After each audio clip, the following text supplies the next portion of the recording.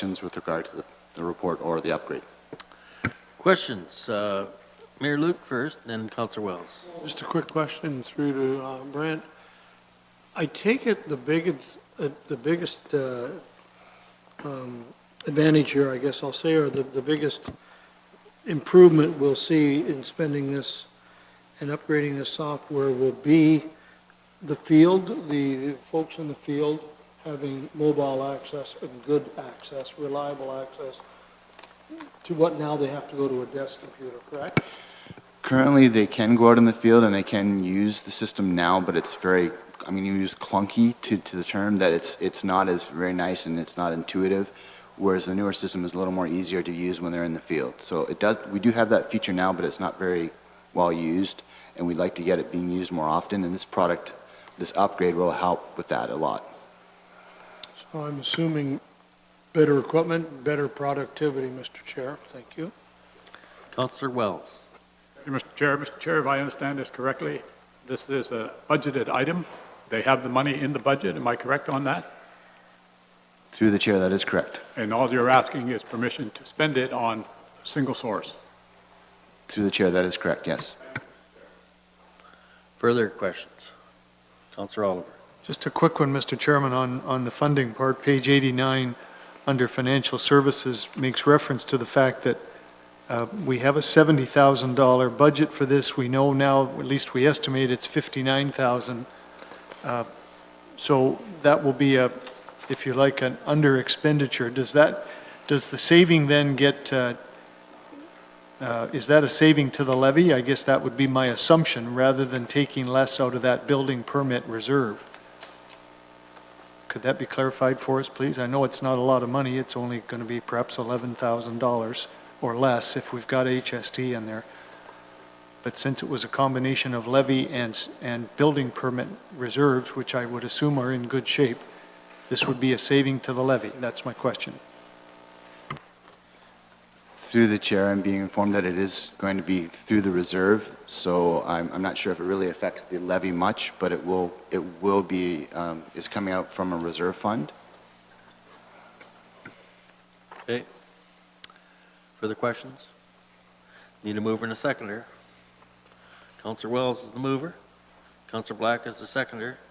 For this motion, recommendation that report ECS 1819, upgrade to the building and bylaw development, engineering and planning software system be received, and that council exempt staff from the quotation and tendering procedures for goods and services outlined in Norfolk County Policy ECS-02, Section 4, to permit a single source procurement for the upgrade of the current City View environment by Harris Computer Systems as outlined within this report at an estimated cost of $59,000. And further, that the General Manager of Employee and Corporate Services be authorized to execute a contract with Harris Computer Systems. No further discussion. Those in favor? Carried. We have one last report on page 91. This is the Tourism and Economic Development Department report regarding the Community Improvement Plan Incentives Review. We have Mr. Hoskin here and Mr. Chris Garwood. Who will be delivering this report? Thanks, Mr. Chairman. Chris is going to do it. For some of the councillors that may not have met Mr. Garwood, he's been with our team now for about 8 or 9 months. He's doing a terrific job representing all our business interests in the county. So he's prepared this report. He's our expert, and he'll be able to present and respond to any questions. Thank you. Thank you, Mr. Chair.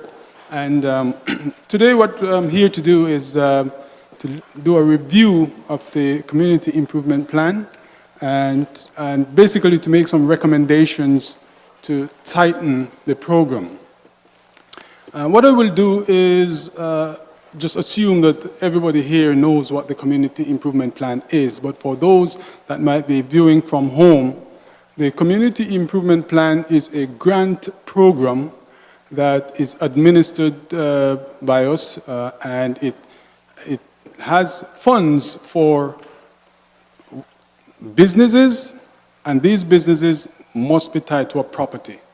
So I have often gotten requests for saying, oh, my son is returning from whatever, can I have the grant? It must be a business that is related to a property. And that's just to clear up what the program is and what the program is not. It's not the program that's for street festivals, for those at home, not for street festivals. It's the business improvement program.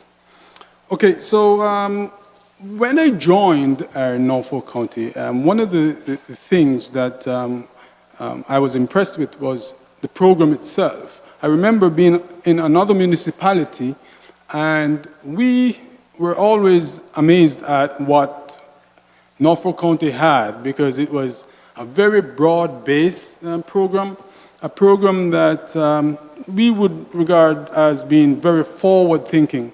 And the reason for that is, you think of a program, a CIP program in Norfolk that has 9 different components, when on average it's usually 5 or 7. In Norfolk County, we have some of the best lands, and yet we have a program for environmental site assessment, and so on. So whoever developed this program in the beginning was thinking all the way down the line, because the thing is, if you do not have everything listed in the program, then under the Municipal Act, you can't go investing in a business or assisting in what we refer to as an investment, because that would be bonusing. So it was very, very broad-based, and that, to me, was very forward-thinking. Now, what I'm going to do is jump right into the recommended changes, because there are a few things about the program that we'd like to tighten up.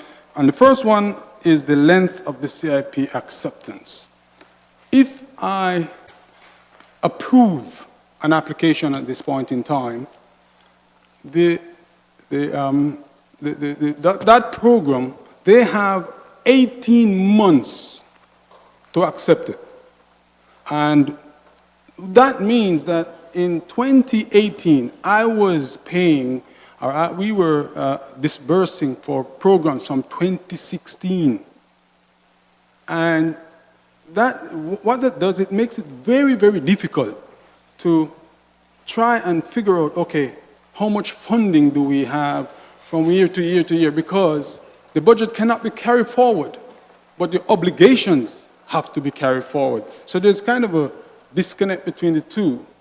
And what was happening too is that we would have an application, it was approved, and let's assume you have an application approved for $20,000. Well, 18 months' time, they came in and they said, we've changed our minds. Well, that money would have been encumbered, because we'd have said, we can't pay out anymore, but now it's no longer used, but it cannot be used again because it was from 2016. So somebody who could have benefited from that fund never did, because it was being held up. So what we're recommending is that for the project must be ready to go, and they must accept this within 6 months, and the GM will have an opportunity to extend that to a maximum of 12 months. But within 12 months, you've been approved for some grant funding, you need to take it up, or it lapses. The second one is the interest-free loan. And what this is that under the facade program and the building improvement program, the amount that proponents can access is $15,000. Of that $15,000, half of it would be a loan, and then half, it is written in the policy as a forgivable loan. I just look at it as a grant. Now, how it's written, if you apply for this program and you say, I only want the grant, I do not want the loan, you cannot get it, because it's written that you must take the loan. Now, what's happening with that is, when we issue a loan, even if it's for $1,000 or $800, we register a lien on your title. And so people are saying, you're not going to register $1,000 on my title just for a loan. And so they say, we don't want it. Well, you can't get the loan, well, you can't get a grant. And so the cost to administer it again, when you look, we average that over a 5-year period, the loan must be for 5 years, another thing that you have no choice in. And over that 5 years, when you consider the cost of money, lien registration, discharges, if the banks want subordination, you're looking at about $2,500 worth of cost. So what we are proposing is take that cost, because you're paying it out anyway in cost, put it on the grant part of it, which is $7,500, make it $10,000, and forget about the loan, because the cost of administering that loan alone is costing us dearly. We pay everything pertaining to this loan, not the applicant. We're proposing that the project must be, the proposed project must be the final project. What we're finding is that people will come forward and say, okay, we're looking at doing some facade, let's say, at the front. Well, if they took that money and did the side, it's still facade. But they misrepresented up front that they were doing the front. So what we want to say is whatever you're proposing to us to be the project, at the end of it must be substantially the project. You can't bait and switch on me. If you say you're going to do the front of the building, I'm going to take a before picture, I'm going to take an after picture, and it must be pretty much the same thing that you had proposed in the beginning, is what we're saying with that one. Building facade program, we are recommending that with the building facade program, it is targeted at the retail, downtown, storefront properties. It had always been set up to target, and I don't like this term, but downtown revitalization. That's what really the facade program was supposed to be. And what has happened is, yeah, we were very forward on our structure and to make it broad and so on. But I could end up with a automobile shop with a storage in the back that says, I want siding. Well, that's facade. It wasn't meant for things like that. It was meant to improve a street, a visible street building, so that if it triggers other people to want to also improve their building. So if I improve this one, if I give a loan and they do this one, the one next door says, you know what, now I'm looking a little bit tacky, and they want to do it, and it has this snowball effect. That is what it was really meant for, and I think we should tighten the program to keep it to that. The environmental site assessment is another one of them, and with the environmental site assessment, what we're saying is, if we're going to allocate as much as $15,000 towards some kind of environmental work, it should be remediation. It shouldn't be testing. So right now, someone comes and says, I'd like to test that. I'm at phase 2 and I want to test if it's contaminated. Well, we say, okay, you have up to $15,000 to do that. No, if he tests and he finds out that it's contaminated, then he could always say, you know what, it's $200,000 to clean that piece of land. The value is $30,000 here. County, you take it. I'm not paying any more taxes. I'm done with it. It's yours. I just paid him to test it, to dump it on me. I'm saying, if you're willing to remediate, if you're saying, coming to me to say, we tested it, it's contaminated, can you help me remediate? I think that's where the money should be spent. And I say, okay, you know what? Yes, let's go 15,000. Let's put some money in to remediate, because we are making it better. And so that is what we are recommending, the change with the environmental assessment portion. Okay, so with the structural improvement, all we're saying here is structural improvement is exactly what it sounds like and what it says. Structural improvement. Not flooring, not windows, not doors. Structural improvement is going to be something that relates directly to the structure. So all we're saying is we want to spell out what is not, because we have people coming and wanting to do flooring and call it structural improvement. It's not. So in the policies, we want to specify everything that is going to be covered under structural improvement. That's all we're saying there. Residential conversion, this is one that we are hoping that we're going to be very strategic in. And we have some challenges when it comes to housing and so on. And if we have some properties that are there, I know that I've spoken to someone, he said, upstairs is empty, and I said, why wouldn't you fix it up? It would cost me $30,000. And if I've spent $30,000 fixing it up, then I can rent it for $800. But how long would it take me to recover that money? It's not worth it. Well, what we're saying is, for the residential conversion, let us make it attractive for them to do it, but at the same time, one, we will come and have an inspection by building department to ensure that that renovation is to code. We will have an inspection by fire to ensure that it's to code. So all we're saying here is, if you've done all those renovations, expect that we are going to come and assess that it is done to code, or else we will not be funding it. That's what that one is saying. Landscaping and signage, basically what we're saying is, the road signs that we promote, it's not covered. So don't come and say, I'd like some directional signs to my business. No. And we say yes, and then you say, okay, no, pay for it. No. If you have a sign on your property advertising your business, that's what it's for, not for road signage. So all we want to do here is to outline that this is not a part of it, because we've been getting requests for it. Property tax increment. No, this is the one that we had a lot of deliberation over, because it's very seldom applied for. However, and so at one stage we said, do we really need this program, or should we get rid of it? The thing is, council, we want to ensure that council has the ability to compete with another community.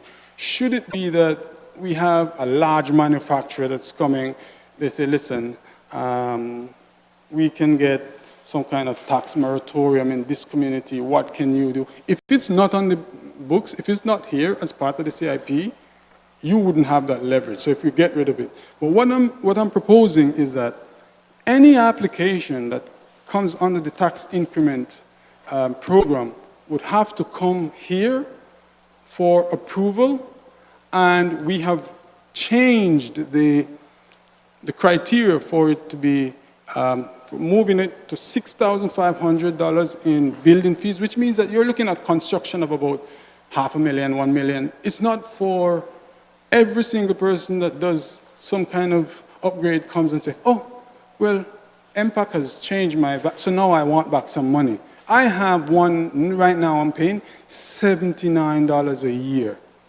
If we were to pay them a check, it would cost me more to cut that check to pay $79 a year. We're saying it is, when this is going to be used, it's for an investment. It needs to come to council. Council needs to have a look at it. It must be tied to some performance. If we have a big company, they say, we're going to hire 200 people, and we're going to make an investment of $50 million, and whatever. Then we say, okay, at the end of the project, did you hire 200 people? And did you invest $50 million? Then we can look at some kind of tax incentive for the 6-year program, but just not everybody that does a little bit of an upgrade coming and saying, okay, MPAC has charged me more, so now I want it back. It's just way too laborious to administer for those small amounts. And finally, we have not asked for any budget change, but I want to let you know that sometime in the future, I will be coming back to make a proposal that will look at the budget, and here is why. With this program, we have always been very targeted and strategic and purposeful with what we're doing in terms of the grant funds.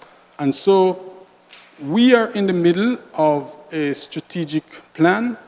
Our CIP is going to be an integral part of the business visitation and the strategy going forward. Right now, every single year to 2022, I have an obligation of approximately $49,000. So every year, all I have to spend is roughly $50,000. So even though the budget is 100, 50,000 of it is already encumbered from previous applications every single year. So I have $50,000 with which I'm working. We are the envy of some of our communities. They're saying, how is it that you get your business to be so engaged and want to be so much a part of this program? Some of them are saying, we try to get 4 applications a year and we struggle. Paris, 4 at most. Sometimes we have applications 35, 40. Our business community is engaged. The last thing you want to do is for them to apply and keep constantly being turned down, and then they finally say, whatever, forget it. We want them to remain engaged, and so down the road, I'm going to come back and I'm going to propose, outline exactly what the strategy is and why we're going to look for an increase in the budget. Thank you very much.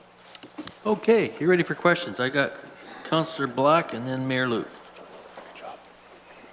Thank you very much, Chairman Columbus. Chris, I think you hit the nail on the head. We had a small discussion, I recall, some time back about you reviewing the Community Improvement Plan, the incentive program. I can't agree with you more. You've outlined it very well. I really appreciate you coming to bring these upgrades, how it's been working, how it's not working.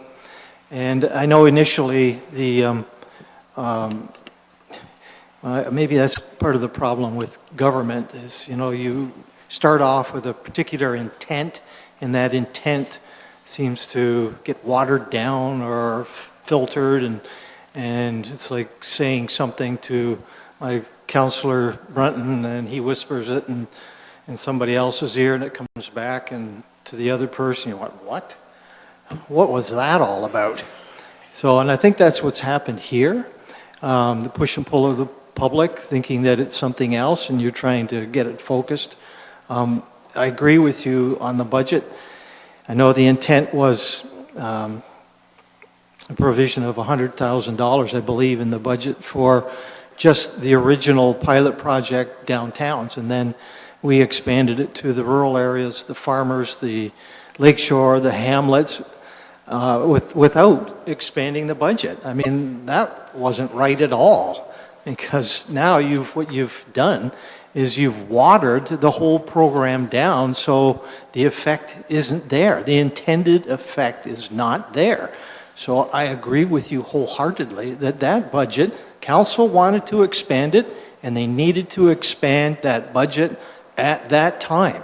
So you are right in coming back, and you are right in looking at ways to bolster the grant section and get rid of the administration. So I really appreciate what you've brought forward to us and how you've explained it. So I guess there's no question there. Yeah, that was quite a question, Councillor Black. That really was. Mayor Luke. My question is, will you tolerate me? I have for years. At least he was on the right report, so that's a good point. Mayor Luke. Do you want a question, or do you want 10 minutes of dialogue? It's up to you. I'm sorry, no more shots, my I don't want to use apologies. $12,800. Well, Mr. Chair, Chris, a great report, thank you. And obviously, a further report, whether we've got more money to be found, that's a debate for another day. So we look forward to that. In the meantime, I do have some questions on this, and I'm looking at the recommendations, Mr. Chair, on page 91, particularly the third and fourth paragraph. I need some clarification here. Obviously, the third paragraph deals with the building facade, I would say, in the business area or commercial, and the fourth paragraph deals with the improvements in agriculture, thus 10,000 for the first, a maximum of 15. Are we saying in these two that all money dispersed from this program to the successful applicants will be grant only, be no loans, just grant portion only? Yes, sir. So it's a 50-50. So what we're saying is whatever the cost of the project, let's say it's $10,000, we usually go 50-50 and it to a maximum of 10,000. But what we're saying, yes, is we're just going to do the grant and be done with the administrative part of it. So, Mr. Chair, whether I'm agriculture, whether I'm commercial, or whatever business we'll call, regardless of whatever I am, this program is only going to distribute or disperse grant money. In other words, here's the amount of money, and we're not going to be getting anything paid back, just as long as you meet the terms of the program. Well, Mr. Chair, my question, the reason I asked that, my question is, we read in this report that we're out of money sometimes in 6 months. We're already out of money for three months. So that tells me the supply is greater than the demand. And that some people that were approved last year, they got to wait to the next year to get what they've asked for the year before. And I guess what I'm saying is, I totally support this, and I'm wondering if those limits should be dropped a little bit so that there's a little bit more to go around. I know some businesses that don't get any, and others get 10 or 15, would really like somebody to write them a check for $5,000, or maybe, and again, I'm asking this question to you because you are involved in the program, I am not, but I hate to see people getting 15 and 10, and other people where, you know, $5,000 or $6,000 would help them immensely, would be the difference between continuing with a facade improvement or not. So my question, Mr. Chair, finally is, should we be lowering these maximum amounts you can apply for now grant money, so that more people can share the wealth with us? Any thoughts from Chris or Chris? So there are two things that we look at when we're assessing a project, and it's what we refer to as the investment, private investment. Generally speaking, for every $1 of CIP grant, there's usually $5 of private investment. Now, when you look at some of the very small programs like the signage program and the landscaping, the building application, those are like 1,000, 2,000, and so on.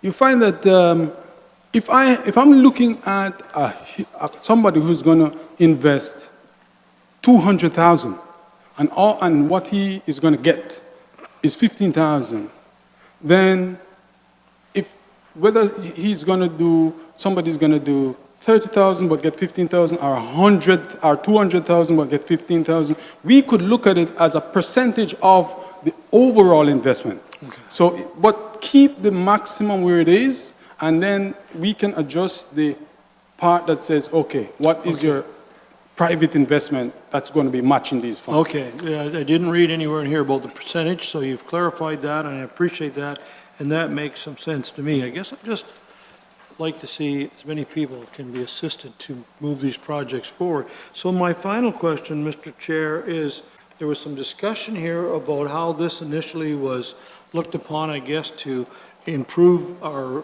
downtown cores, if I can say that, and absolutely, no question there, but I'm got the sense from those comments, maybe I misinterpreted them, that was going to be our focus other than the agriculture, obviously.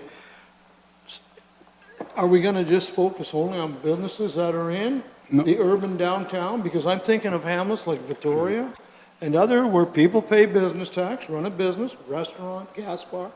I would think this would stay open to all businesses. So, my apologies, and I see where you could get, I might have miscommunicated. The facade program only, of the 9 programs, the facade program, which is when you fix up the front of the building, right. Now, that will be applicable to all hamlets, all of the communities. So Langton, all of those, Delhi, they all get it, but it will be concentrated on like what we would call the downtown, the busy core. Thank you. I maybe misinterpreted that, my apologies, but I'm pleased with that answer. Thank you. Okay, Councillor Oliver. Thank you very much, Mr. Chairman. Chris, I too appreciated your report. You explained things very well to us. The only one of the recommended changes that I find myself disagreeing with is with respect to the structural improvement grant. Your proposal is to make it only available for literally structural improvements. In other words, walls and foundations and roof trusses perhaps. And I would wonder, do we have enough of those kinds of applications that you feel we can justify making that change? For me, I have no issue if someone needs to put new windows or new exterior doors in their business in order to make it more attractive or safer or secure. That would still be legitimate. So I guess I'm somewhat disappointed that we're proposing to eliminate those as eligible under that component. So the simple question is, do you feel you will still have people that will apply for it when you're being very restrictive as to what it can be applied to? Okay, so the structural improvement program was specifically for accessibility upgrades. It was to put in like larger doors and so on. So it was centered around accessibility. What has happened is that some people have interpreted it to mean cosmetics. Now, windows and doors, windows are covered under facade program.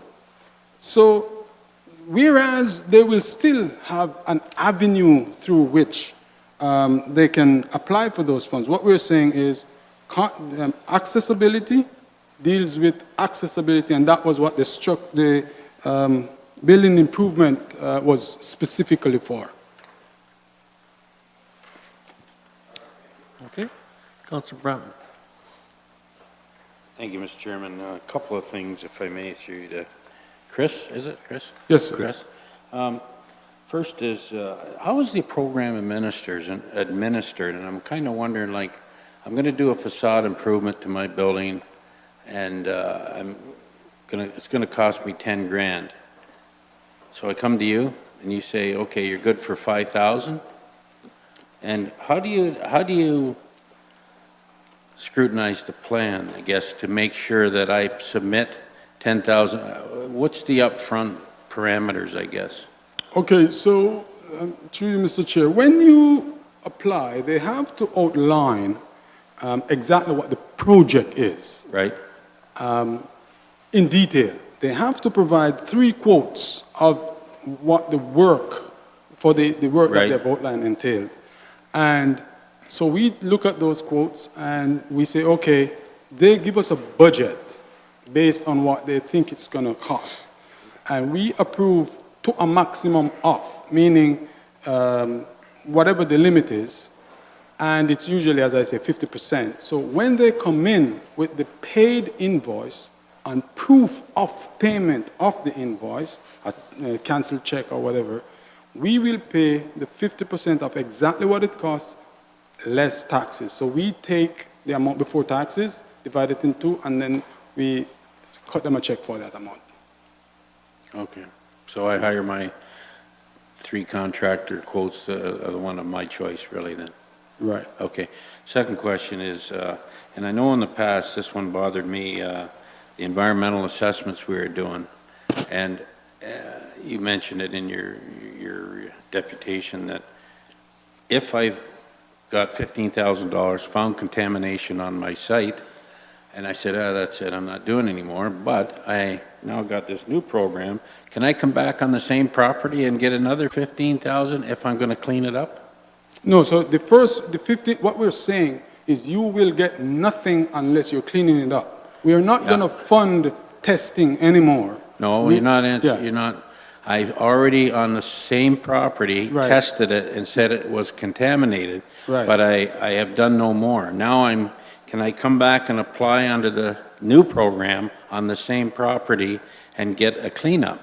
So now I'm going to get maybe $30,000. Oh, okay, I understand the question. No, you can't come back, you cannot come back and say, okay, we're doing a second environmental or whatever. No, So that it- would not be possible. And as a matter of fact, when you can, what we do call stocking, so you can literally stock different programs, Right. but each property has a maximum of $20,000 that it cannot exceed.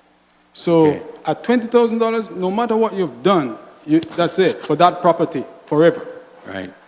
So I guess today's real estate business, people, everything's about the environment, you know, tell me if my lot's clean or whatever.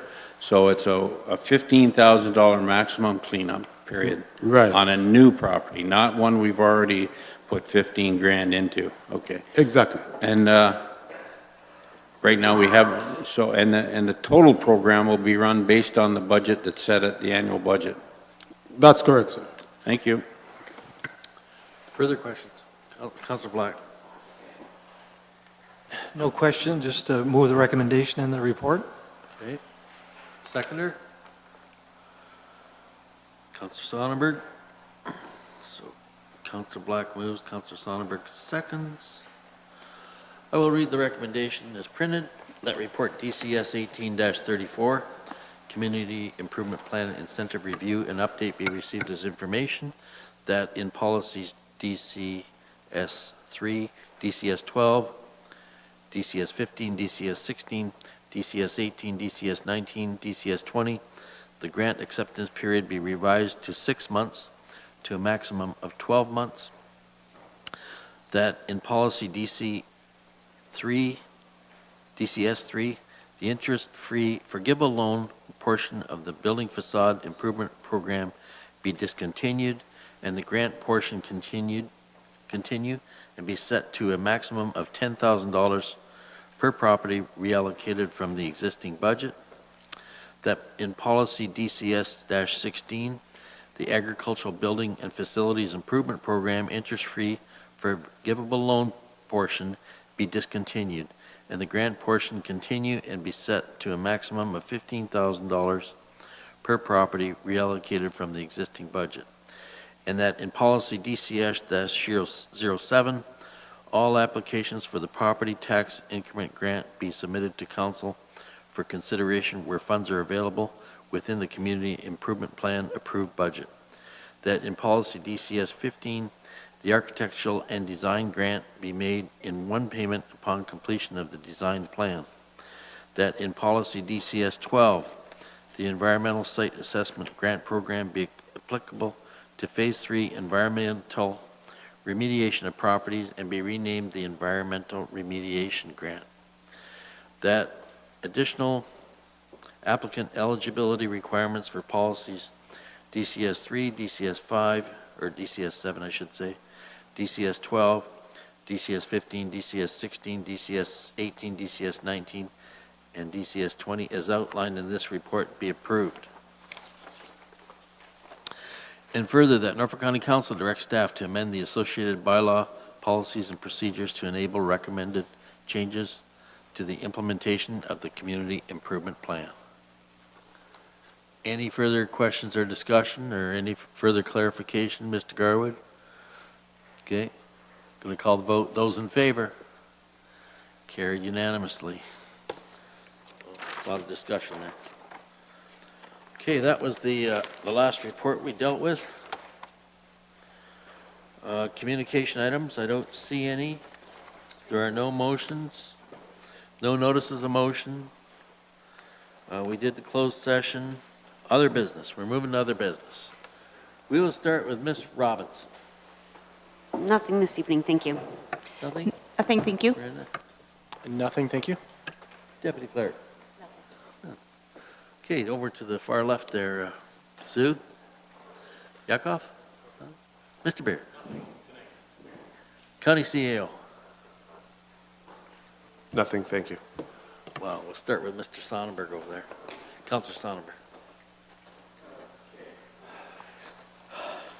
Before I begin, I want to draw your attention to this annual service report from the paramedic services that we were handed out. Turn to the very back page, which says, looking forward. Now, I'm going to start with a couple of questions. How many taillights on the back of your car so somebody doesn't run into the back of you? 2. How many red lights do you face at an intersection so you don't go through it? 2. How many rotating red beacons on a radio tower so airplanes don't crash into it? 1. How many lights on the back of an ambulance? Look down at the picture in the bottom right-hand corner. 24 lights on the back. I was behind an ambulance in traffic the other day at a stoplight, so I counted the lights. 17. I thought that was absurd. 17 lights? Well, that must have been an old ambulance because we're up to 24 now. There were 11 lights down each side and probably 20 lights on the front, which brings us to over 60 lights on an ambulance. I counted the lights on a police cruiser at the Port Dover parade last summer. It was sitting there at the head of the parade. I counted 40 flashing lights, and they weren't even all on yet. I'm always enthralled at a fire scene on TV where there's 40 fire trucks, and they've all got 50 lights flashing. What for? They're already there. Turn your lights out.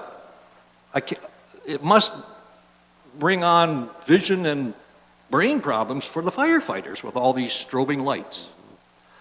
What I'm getting at is we are so overdone with this.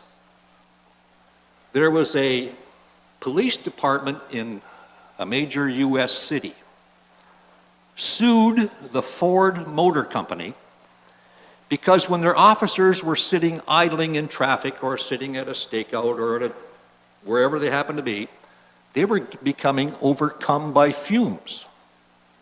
So they sued the Ford Motor Company. Ford went down there and said, "You dummies, you've drilled your chassis with so many holes for all your light wires, fumes can't help but come up into the vehicle. What is the matter with you people?" So you think I'm ranting about something ridiculous here. But think about it. What does it cost us to put 60-some lights on a vehicle? Multiply that by every vehicle we have. It's astronomical, and it's also ridiculous. I'm going to leave you with that. Thank you. Well, thank you for sharing that tidbit with us.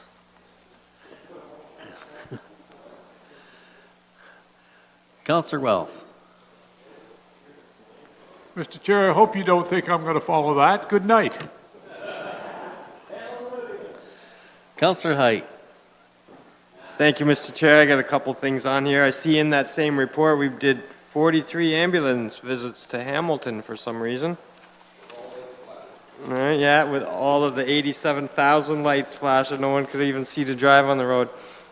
But no, first up, Mr. Chair, I have to offer council my apology. You see, I didn't invite you guys to the Walsingham Women's Institute luncheon.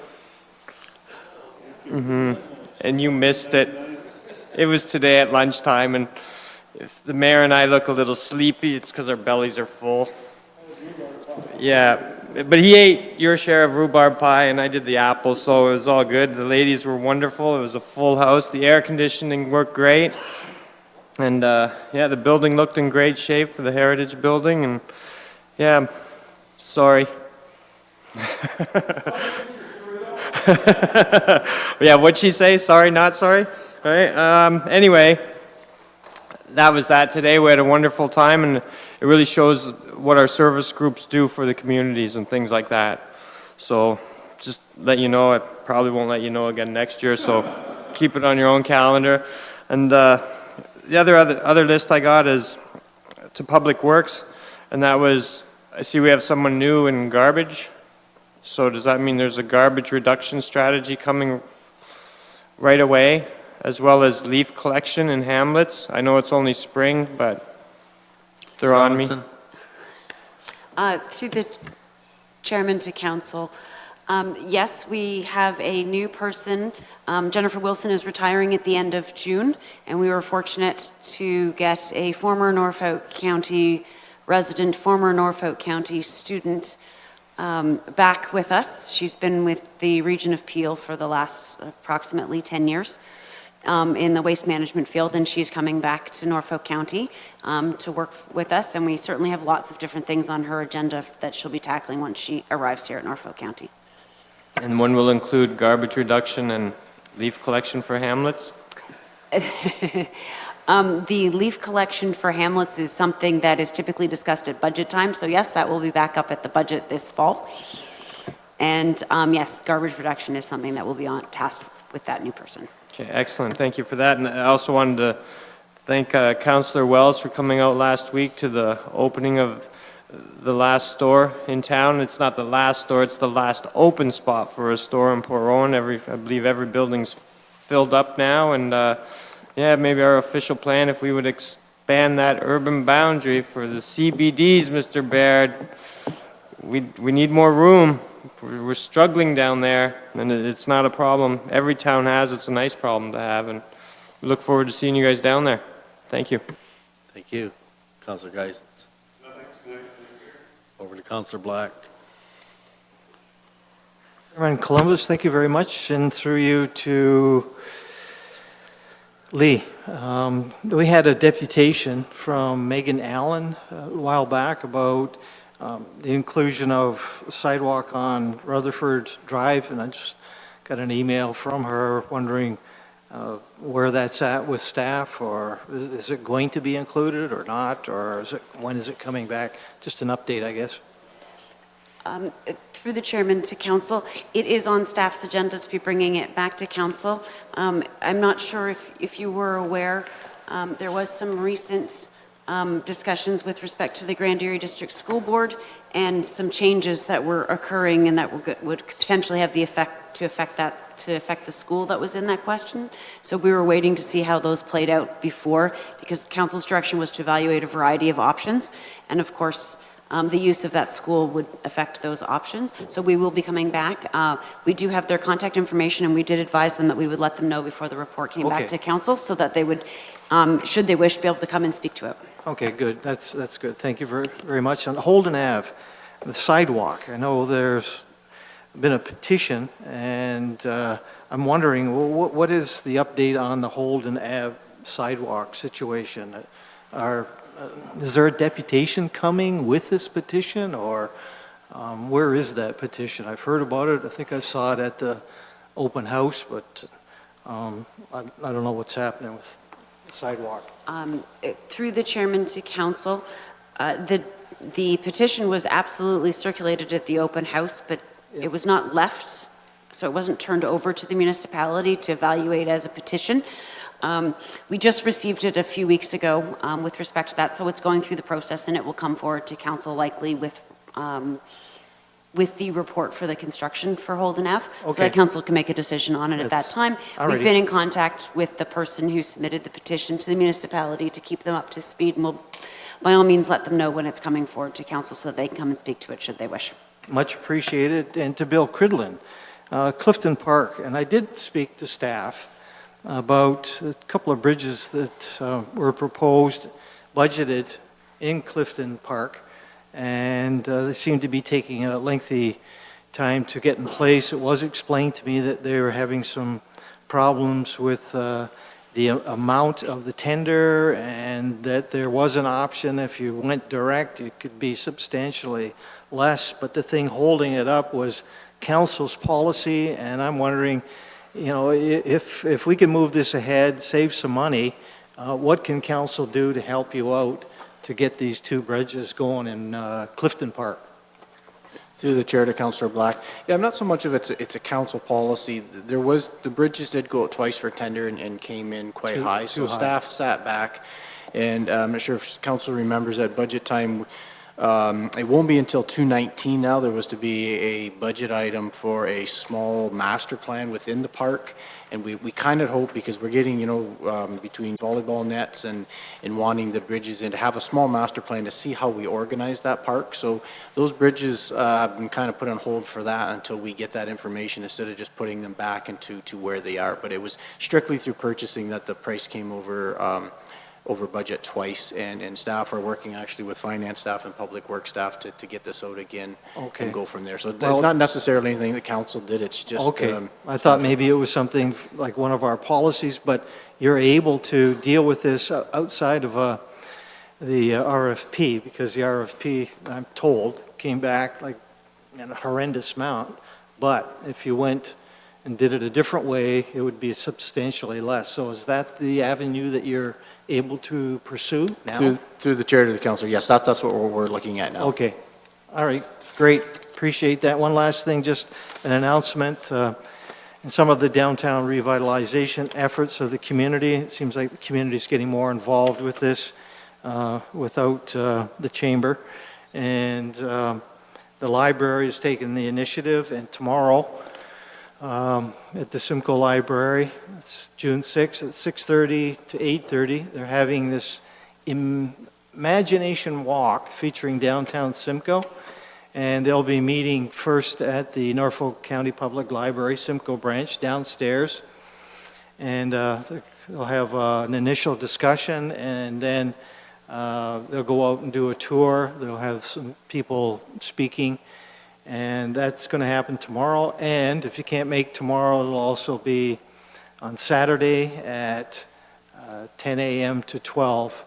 So if there's anyone out there, you need to contact Megan Doan, our new student, I think, of planning to register. Let them know that you're coming. I suppose if you don't register, they'd be just as happy to see you, but it's Megan, MEAGAN .DOAN at norfolkcounty.ca. Thank you, Councillor Black, and Councillor Brunton. Thank you, Mr. Chairman. I have a couple of things here I wanted to get. First of all, I guess maybe to our county manager, could we get an update? I don't need tonight, but on the financials and so forth, how we're doing at the Dover Medical Clinic. I'd like to know. We invested quite a bit of money down there, and I know there's some changes been made. And I just wonder where we're at with that, if we're plugging along, and what our plans are for that in the near future. Okay. Second one in that same issue, or not the same issue, but the FCM grant that we applied for the maintenance manager position, where's that at, or any word on that? You're referring to the asset management position. Was it asset management, yeah. I believe we've submitted it. That was being tag teamed by staff in finance. Mr. Johnson's not here to answer that, and I think maybe someone in Public Works was helping with the actual application. I'm getting nods from Ms. Robinson, so I'm going to say that I'm correct in that. And I actually think that we've submitted it, but I stand to be corrected. So that's the first one, and the other grant was discussed this evening. We'll wait till next week to see if it's approved by you and you sit as council. But assuming so, we'll have two applications off for funding for more than $100,000 worth of funding as between the two, within the 10 days, 2 weeks sort of thing. We'll certainly proudly announce if or when we are successful. I have no announcement at this immediate moment. And is it in order to ask for the update on the medical clinic in Dover? Like you'll provide us with something in the not too distant future where we're at? Yes, I'm curious about that myself, so we will bring something to you. Thank you. And this one is to Chris, I guess. I've had a visit, and I've had some emails from the property owners on Allendale. You probably heard about and I've been there and I've talked with them, I've looked at it, and there's a big berm in their backyard, and it looks to me, and I'm only surmising that the new phase at the end of Oak Street that's going in now under construction has been lowered And that berm was there prior. I assume it was there prior, because those people assume that's part of the grading plan for their existing properties. And it just doesn't look right. It looks like it's a ski slope in their backyards. It goes like this and down into the new phase. It certainly doesn't, somebody has missed something there, it looks like. Just a quick comment. I know our staff have been working with the homeowners and the builder and developer.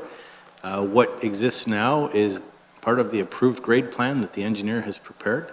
It does look out of place because it's just unlandscaped at this point. There's no fencing, there's nothing like that. But they're very much aware of that. In fact, Mr. Loeb was also providing some direction advice to staff with respect to that. But what is out there right now is in fact correct as per the approved grade plan, approved by council and designed by the engineer. I'm not disputing that. What I guess the new phase that's going in now does really not match that. If you go down and take a good look at it, I don't know how to describe it, but I mean, it's somebody that really hasn't, in the new phase, should have said, okay, let's not cut this thing down so deep. Yeah, have you been down to look at it at all? I have seen pictures of it. I haven't been actually on site in person, but I have seen photos. Okay, well, I'll leave it with you. I've had several complaints. Perhaps Mr. Baird can do some research on that and send us an information note or something of that nature. Okay, and my last one, and I started on this earlier tonight, and I've had more inquiries about our legacy fund than I have on our multiplex facility. And this, I mentioned to Kathy about the agreement with the one fund. I have never seen an agreement, and I would like to see, I don't know what the rest of the council, I would like to see an agreement of what it says and the terms and conditions with the one fund, how it works. And also, I think we are entitled to know what our money, it's a lot of money, 67 or 70 million dollars, are invested in. And I think that's a request that we should be entitled to, period. We should know. And I don't know if that's too much to ask, Mr. I'm going to ask the county CEO to comment on that.